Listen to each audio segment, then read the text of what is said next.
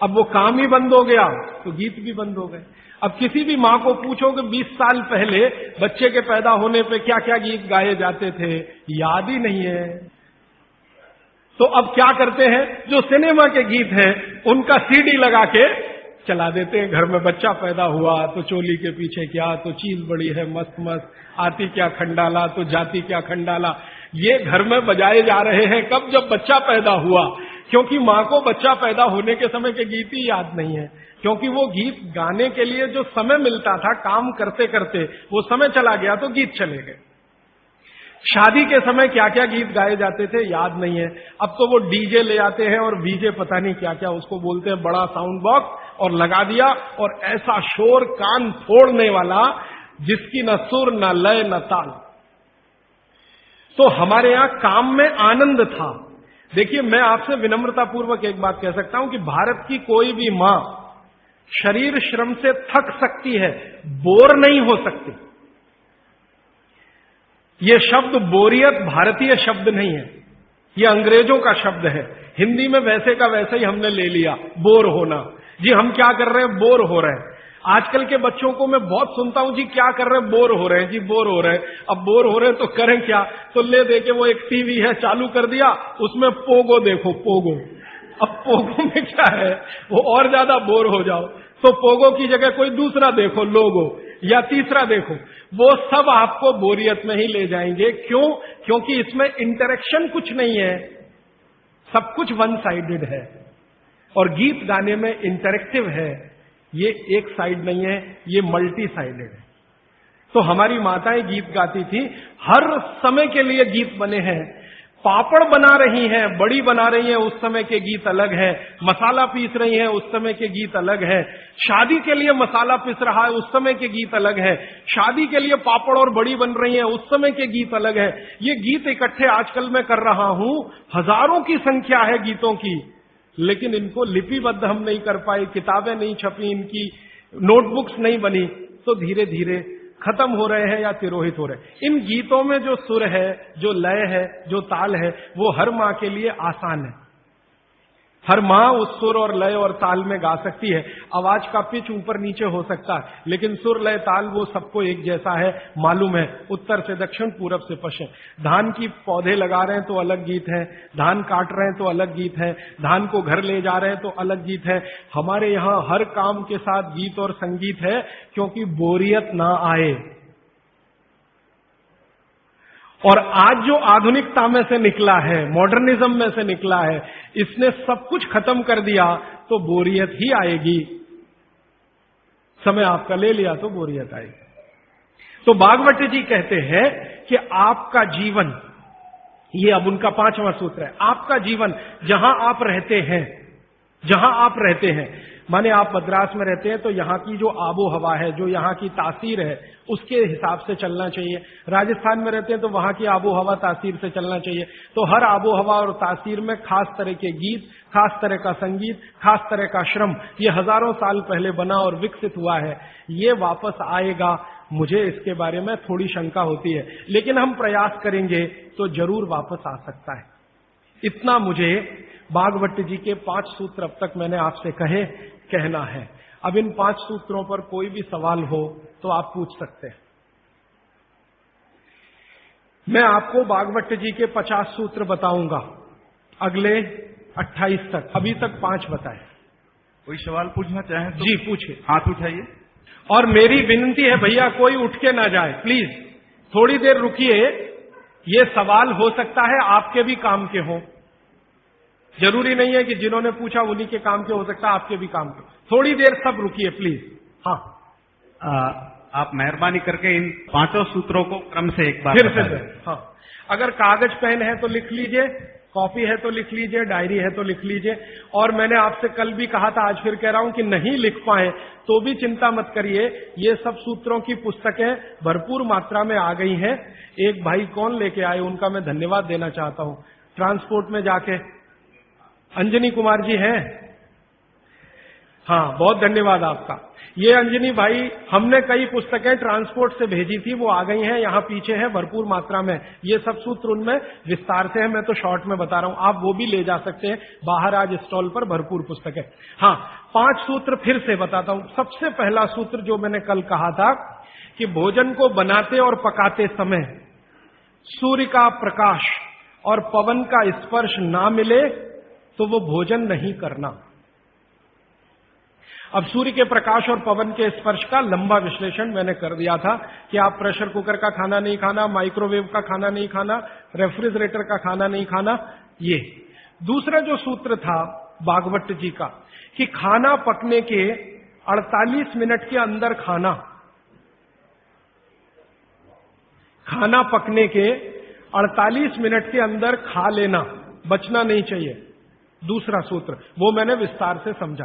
तीसरा सूत्र था कि खाना बनाने का जो सामान है, जैसे गेहूं का आटा, चने का आटा, दाल का आटा, या तो बाजरी, मक्की वगैरह वगैरह, तो गेहूं 15 दिन क्या माने गेहूं का आटा 15 दिन पुराना तक खा सकते हैं। और ये जो मोटे अनाज कहे जाते हैं, ज्वारी है, बाजरी है, मक्की है, ये 7 दिन पुराने से ज्यादा ना हो। मतलब यह है कि घर में 15 दिन से पुराना आटा नहीं रखना, सीधा सा सूत्र है। हर 15 दिन पे नया आटा आता रहना चाहिए। उतना ही आटा पिसवाइए ना जितना जरूरत है। आप चक्की लाते हैं तो बहुत अच्छा, नहीं लाते तो भी चक्की पर जो आटा पिसवा कर ला रहे हैं वो 15 दिन से ज्यादा पुराना ना, ऐसा आप अपने घर में नियम बनाएं। तो ये तीसरा सूत्र है। चौथा सूत्र है भागवत जी का जो मैंने आपको समझाया कि आप अपने शरीर श्रम को 60 साल की उम्र तक कम मत करिए। मतलब यह है, उन्होंने एक उम्र बनाई है, बच्चा जब पैदा हुआ और 18 साल तक उनका एक कैटेगरी है, 18 साल से लेकर 60 साल उनकी दूसरी कैटेगरी है, और 60 साल के बाद 100-125 साल उनकी तीसरी कैटेगरी है। तो भागवत जी का सूत्र यह है कि 60 के आगे की जो कैटेगरी वाले लोग हैं, 60 से 100-125, इनके जीवन का श्रम कम होते जाना चाहिए, उम्र के साथ कम होते ही जाना चाहिए। ये ज्यादा श्रम ना करें तभी अच्छा है, इनको आराम ही करना है। तो 60 से आगे की उम्र वाले श्रम को कम करते जाएं उम्र के हिसाब। 18 से 60 के बीच के जो लोग हैं ये अपने श्रम को थोड़ा थोड़ा बढ़ाएं। 18 से 19 में थोड़ा ज्यादा, 19 से 20 में थोड़ा ज्यादा, 20 से 21 में थोड़े ज्यादा, ये है 18। और 18 से और 1 साल वाले, माने जिनका जन्म हुआ है, और 18 साल वाले, इनके लिए उन्होंने कहा है कि इनकी उम्र जो है ज्यादा श्रम करने की वहां है जो इनको खेलने के रूप में है। आप वो माने कि श्रम है, जैसे बच्चा खेल रहा है, ये उसका श्रम है, तो आप उनको ज्यादा खेलने दीजिए। मतलब यह है कि 18 साल से कम उम्र के बच्चों को खेल कूद ज्यादा करने दीजिए, वो उनका श्रम है। 18 से 60 की उम्र में ऐसा श्रम जिससे उत्पादन भी होता हो। चक्की चलाई तो आटा बन गया, सिलबट्टा चलाया तो चटनी बन गई, माने उत्पादन कुछ ना कुछ हो।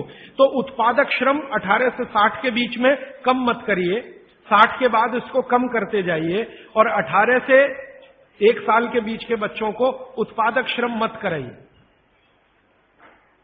ये है। और आखिरी सूत्र, माने आज के हिसाब से आखिरी सूत्र, कि आप अपने जीवन में तासीर का ध्यान रखिए, आबो हवा का ध्यान रखिए, वातावरण का ध्यान रखिए जहां आप रह रहे हैं। माने भौगोलिक परिस्थिति, एक शब्द में मैं अगर कहूं तो ज्योग्राफिकल कंडीशंस।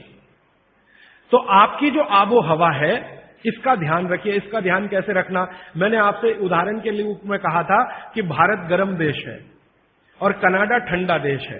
गर्म देश के लोगों में हमेशा वात की प्रबलता रहती है, शरीर का दोष है, अब उसको क्या करेंगे। वात की प्रबलता रहे ही, पित्त और कफ आपका हमेशा कम रहेगा। इसलिए भारत के लोगों को वात के रोग सबसे ज्यादा हैं। भागवत जी कहते हैं कि भारत के लोगों को लगभग 70 से 75% रोग वात के हैं, 12 से 13% रोग पित्त के हैं, और 10% रोग कफ के हैं। कफ के रोग हमारे यहां सबसे कम है, पित्त के थोड़े ज्यादा, वात के सबसे ज्यादा, क्योंकि हम गर्म जगह रहते हैं। तो आप ध्यान रखिए कि गर्म जगह में ऐसे काम मत करिए जिससे वात बढ़े। जैसे मैं आपको एक उदाहरण दूं, माफ करिएगा ये उदाहरण देते हुए, आप दौड़ लगाते हैं, रनिंग, इसमें वात सबसे ज्यादा बढ़ता है। हमारे यहां आजकल एक फैशन आया, मॉर्निंग में दौड़ो। दौड़ना नहीं है, चलना है। चलने और दौड़ने में अंतर आप समझते हैं।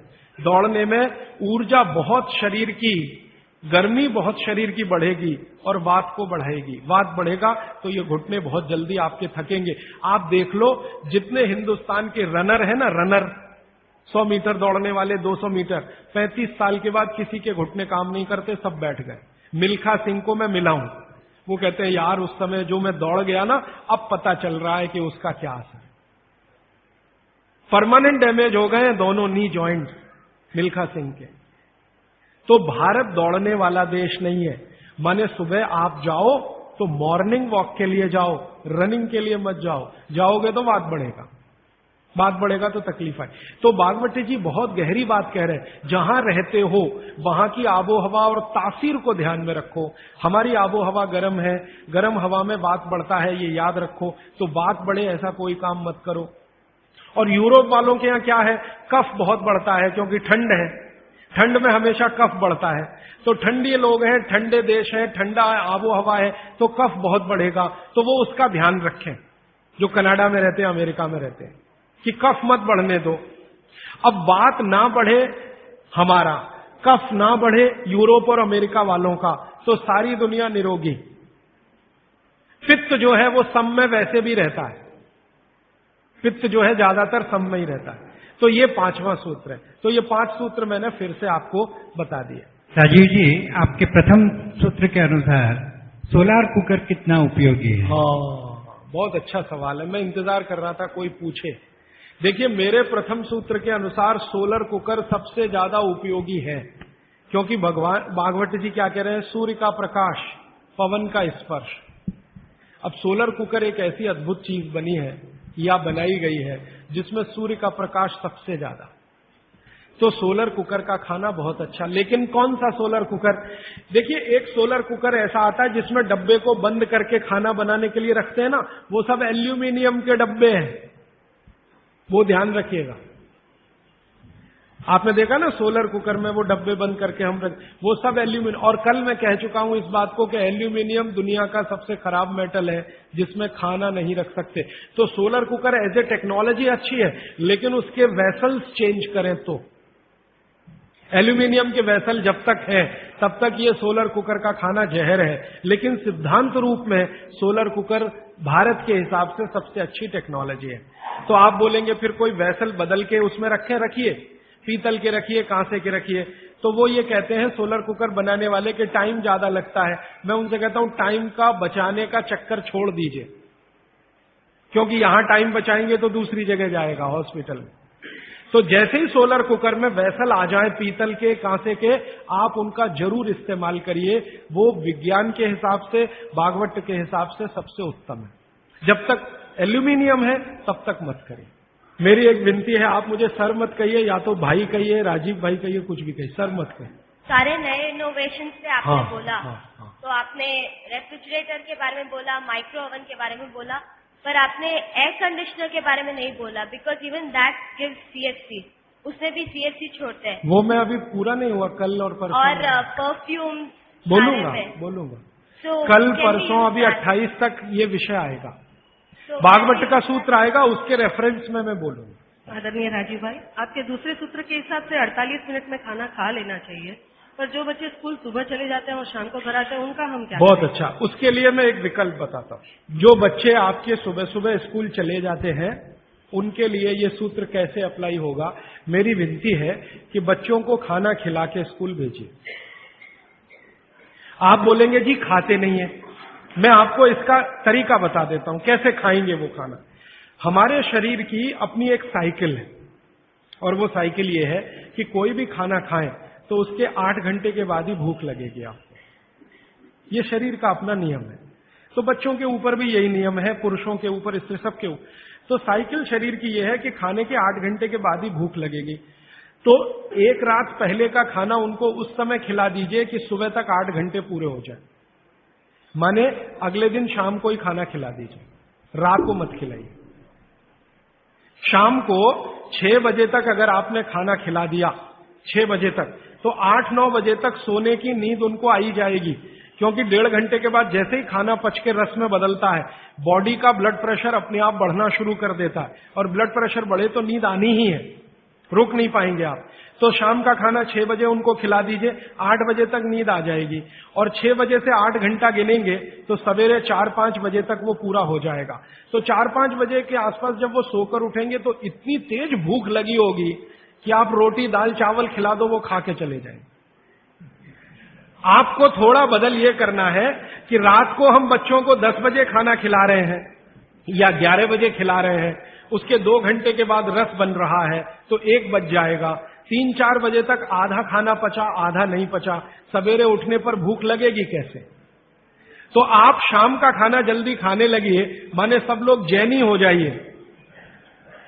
हाँ, परोक्ष रूप से मैं ये कहता हूं कि जैन धर्म आप पालन करें, वो महत्व का है, धारण करें वो महत्व का है, उतना नहीं है।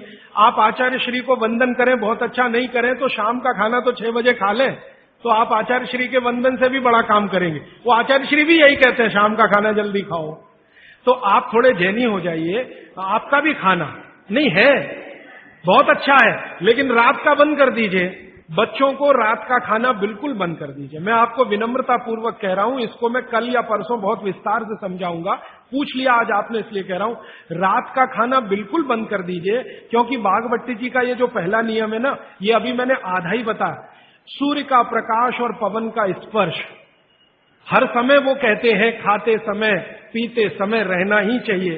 अब 6 बजे के बाद तो सूर्य प्रकाश रह नहीं सकता, और आप जानते हैं सूर्य प्रकाश का सबसे बड़ा परिणाम है विटामिन डी का निर्माण। सूर्य प्रकाश में ही विटामिन डी बनता है, तो जब तक ये सूर्य प्रकाश है तब तक खाना खाएं तो विटामिन डी मिले, और बच्चों को विटामिन डी सबसे ज्यादा चाहिए। इसलिए बच्चों को तो रात का खाना बिल्कुल बंद करिए, शाम 6 बजे खिला दीजिए। सुबह 7 बजे जब स्कूल जाएंगे खूब भूख लगी होगी, उस समय 7 बजे पराठा बना के भी खिलाइए, आलू का भी पराठा खिलाइए, गोभी का भी खिलाइए, कोई फर्क नहीं पड़ता। सुबह के भोजन पे आगे बात करूंगा। सुबह का भोजन जितना हैवी हो उतना अच्छा। गोभी का पराठा, आलू का पराठा, जितना पराठा, पूड़ी, जो पकवान सब सुबह, सब सुबह। दोपहर का खाना थोड़ा कम और रात का बिल्कुल कम, शाम का बिल्कुल कम। तो बच्चों को भरपेट खाना खिला के स्कूल भेजिए। लंच बॉक्स की जरूरत नहीं है। जब वो घर आए तो दूसरा भोजन कराइए, और शाम को 6 बजे तक तीसरा भोजन। तो मैंने कुछ बच्चों पे प्रयोग किया, शाम का भोजन बंद किया, सुबह उठते ही भूख लगती है उनको। ये तो प्रकृति का नियम है, लगे। सारे जानवर, सारे पक्षी उठते ही खाना खाते हैं। आप देखो, चिड़िया है सुबह सुबह खाने पे लग जाएगी, गाय बैल भैंस बकरी सब सुबह खाने पे लग जाएगी, क्योंकि वो शाम को सूर्य के बाद खाना नहीं खाते। कोई गाय रात को खाना नहीं खाती, खिला के देख लो, जर्सी गाय को छोड़कर। जर्सी भारत की नहीं है, इसलिए उसको भारत का पता भी नहीं है। वो रात को 2 बजे भी खा लेगी, लेकिन भारत की कोई भी गाय, भारतीय नस्ल की गाय 6 बजे के बाद खाना नहीं खाएगी। तो भारत की तासीर ऐसी है, इस तासीर को ध्यान में रखकर रात का खाना जल्दी करिए, सुबह भरपूर भूख लगेगी। और निवेदन इतना ही है कि खाली पेट बच्चों को कभी स्कूल मत भेजिए। खाली पेट तो कभी मत दे। आपने कह दिया जी दूध पी के गया, दूध पी के गया माने एक तरह से खाली पेट, सॉलिड कुछ नहीं है। सॉलिड सुबह सुबह शरीर में जाना बहुत ही आवश्यक है, अगर भविष्य में आप उसको एसिडिटी, अल्सर, पेप्टिक अल्सर से बचाना चाहते हैं तो। हाँ प्लीज। हमारे चिंतकों ने कहा है, हमारे बुजुर्गों ने कहा, हमारे इतिहासकारों ने कहा है कि परिवर्तन ही जीवन है। तो क्या सारे परिवर्तन बेमानी है? अगर ऐसा है, अगर परिवर्तन बेमानी नहीं है, तो ऐसे कौन से परिवर्तन है जिसे हम अपनाएं, और ऐसे कौन से परिवर्तन है जिसे हम ठुकराएं? बहुत अच्छा सवाल। देखिए, दुनिया में हर समय परिवर्तन होते हैं, ये प्रकृति का नियम है और यही जीवन है, ये बिल्कुल सही बात है। लेकिन हमें ध्यान ये देना है कि कौन से परिवर्तन हमारे अनुकूल हैं और प्रतिकूल हैं, बस इतना ध्यान देना। अब इस बात को बागवती जी कहते हैं एक सूत्र में। अब आपने पूछ लिया तो वो सूत्र भी वो ये कहते हैं कि जिस आबो हवा और परिस्थिति में आप रहते हैं, उसमें रहते हुए जो परिवर्तन होगा वो आपके अनुकूल है, और जो आबो हवा और परिस्थिति में आप नहीं रहते हैं, वहां जो परिवर्तन होगा और आप उसको धारण करेंगे वो आपके प्रतिकूल है। अब मैं इसको और स्पष्ट करता हूं। यूरोप और अमेरिका में पिछले 100 साल में जितनी रिसर्च हुई वो उनके लिए बहुत अनुकूल है, उनके लिए। रेफ्रिजरेटर यूरोपियन लोगों के लिए बहुत काम की चीज है। जब मैं ये भाषण जर्मनी में दूंगा तो उल्टा ही बताऊंगा उनको। मैं कहूंगा जरूर रेफ्रिजरेटर लाओ, माइक्रोवेव ओवन भी रखो। उनके लिए बहुत अनुकूल है क्योंकि उनकी कंडीशन में वो परिवर्तन हुआ है। हमारी कंडीशन में जो हम परिवर्तन करेंगे वो हमारे लिए अनुकूल होगा। अब जैसे मैं आपको उदाहरण दूं, चक्की है, चक्की, तो चक्की में एक परिवर्तन आज हुआ है, पहले वो नहीं था, आज हुआ है। हमने चक्की में बियरिंग लगा दिया है। पहले चक्की में बियरिंग नहीं होता था, खाली वो एक ऐसा लोहे का वो डंडी होता था और उसके चारों तरफ हम उसको चाक को घुमाते थे, बीच में लकड़ी का एक उसमें वो लगाते थे। वो लकड़ी का हमने निकाल के उसमें बियरिंग लगा दिया। ये भी परिवर्तन हुआ, ये हमारे अनुकूल बैठता है क्योंकि बियरिंग लगने के बाद उसका जो फ्रिक्शन है वो कम हुआ, और फ्रिक्शन कम हुआ तो हम कम श्रम में ज्यादा उत्पादन ले सकते हैं। श्रम तो हो ही रहा है, लेकिन जितने श्रम में हम पहले 1 किलो आटा लेते थे उतने ही श्रम में अब 3 किलो आटा मिल रहा है। ये भी परिवर्तन है, लेकिन ये हमारे अनुकूल है। इसी तरह से और एक उदाहरण दूं, हमारे कुछ कार्यकर्ता हैं पूना में, उन्होंने बैलगाड़ी के पहिए में भी बियरिंग लगा दिया। परिवर्तन यहां भी हुआ, नई बैलगाड़ी बनी, उसमें बियरिंग का पहिया है। अब उसका क्या हुआ कि बैल को खींचने में मदद हो गई। पहले बैल 1 टन अनाज लेके जाता था, अब बियरिंग लगी हुई बैलगाड़ी में वही बैल 3 टन लेके जाता है और बिना थके हुए। तो ये भी परिवर्तन है। तो परिवर्तन हमारे आबोहवा ने पर्यावरण और हमारी प्रकृति के अनुकूल है तो हमारे लिए बहुत अच्छा है, और दूसरों के आबोहवा और प्रकृति के अनुकूल जो परिवर्तन है वो आपको उतना अच्छा नहीं है। ये है कहने का मतलब। ठीक है जी, एक बच्चा पूछ रहा है। हाँ पूछो। इलेक्ट्रिक गैस को यूज करना कि नहीं? इलेक्ट्रिक गैस ज्यादा अच्छा नहीं है, लेकिन मजबूरी हो तो ठीक है। अगर आपके पास उसका कोई विकल्प नहीं है तो जरूर इस्तेमाल कर लीजिए, लेकिन अगर विकल्प है, भारत में तो है, ये मैं जानता हूं, इसलिए ज्यादा अच्छा नहीं है।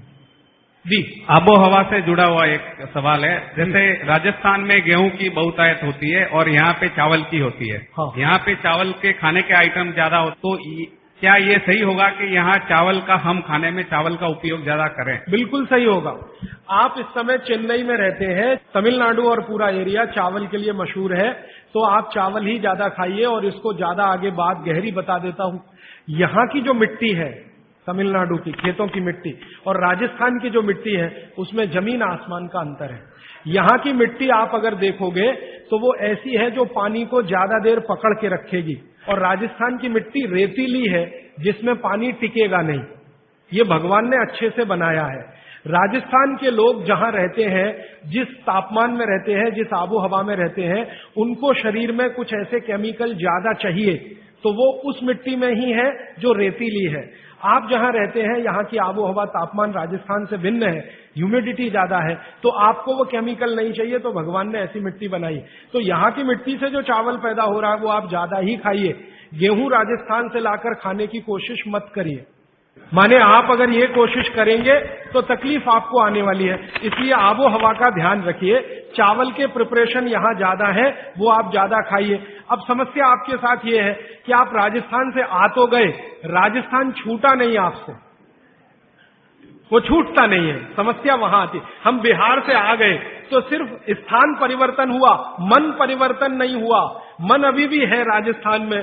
माने मैं इसको ऐसे कहना चाहता हूं कि अनुकूल परिस्थिति हो गई तो आप वापस राजस्थान चले ही जाएंगे, क्योंकि मन नहीं छूटा। आपका मन नहीं छूटा है, इसलिए आपका स्वाद भी नहीं छूटा। ये सब मन का खेल है। मन से सारे स्वाद और वो सब जुड़े। मन नहीं छूटा तो स्वाद नहीं छूटा। तो आप फिर गेहूं मंगवाते हैं और उसको रोटी बना के खाते हैं, वो स्वाद के लिए तो ठीक है। पौष्टिकता के हिसाब से आपके लिए चावल ज्यादा ठीक है। तो शायद आपने एक बैलेंस बना लिया है कि रोटी भी खाते हैं, चावल भी खाते हैं। यही है ना? तो इसी को चलने दीजिए। मैं आपका मन छुड़ाना नहीं चाहता, क्योंकि मैं नहीं चाहता कि आप परमानेंट यहां रहें। एक दिन राजस्थान तमिलनाडु से अच्छा हो जाए तो आप चले जाएं, ये मैं चाहता हूं। तो मेरे लिए वो स्वदेशी के लिए अच्छा है। तो आप मन को और स्वास्थ्य को बैलेंस कर लीजिए। बैलेंस इसमें यह है कि 2-3 रोटी खा लीजिए और थोड़ा चावल खा लीजिए, ऐसा कुछ कर लीजिए। थोड़ा इडली खा लीजिए और थोड़ा हलवा खा लीजिए। हलवा इडली के साथ जरूर खा लीजिए बैलेंस के लिए। थोड़ा डोसा खा रहे हैं तो थोड़ा बाजरी का रोटी का एक आध टुकड़ा या आधा बाजरी की रोटी का, ये मैं बताऊंगा आपको आने वाले समय में किसके साथ क्या खाएं और आपका बैलेंस बना रहे, टिका रहे। लेकिन इसको ध्यान में रखिए कि आप स्वास्थ्य के लिए थोड़ा, क्योंकि मन भी अगर आपका बहुत दुखी हुआ तो स्वास्थ्य खराब होगा ही, ये भी मैं बता। रोटी नहीं मिलेगी तो मन खराब होगा तो उसका असर शरीर पे आएगा, इसलिए मन और स्वास्थ्य को बैलेंस करिए। जी आखिरी सवाल। हाँ राजीव भैया, ये जो आपने बोला कि एल्यूमिनियम खाने के हिसाब से बहुत गंदी चीज है, तो आज जो भी खाना पैक हो रहा है वो एल्यूमिनियम फाइल या वो जो भी चीज है वो उसमें अंदर यूज आ रहा है, मतलब जो साइंटिफिक के हिसाब से जो भी अभी जो पैकिंग वगैरह हो रहा है उसमें एल्यूमिनियम पे ज्यादा जोर देता है कि भाई एल्यूमिनियम में पैक है, आपका फ्रेशनेस रहेगा, इसके ऊपर थोड़ा बहुत बोलिए। मेरा आपको एक ही विनंती है, क्योंकि ये मैं करके देख लिया है कि एल्यूमिनियम फॉइल में जो आप खाना पैक करते हैं ले जाने के लिए रास्ते में, ये बहुत ही खराब है, अच्छा नहीं है। तो आप बोलेंगे जी किस में पैक करें? खाना कपड़े में पैक करना सबसे अच्छा है। कपड़ा, सूती कपड़ा होता है ना, पतला, एकदम पतला, उसमें जो रोटी बांध के आप रखें वो दुनिया का सबसे अच्छा पैकिंग है, वो विज्ञान के हिसाब से बहुत अच्छा है। पतले सूती कपड़े में रोटी बांधकर रखना सबसे अच्छी पैकिंग है।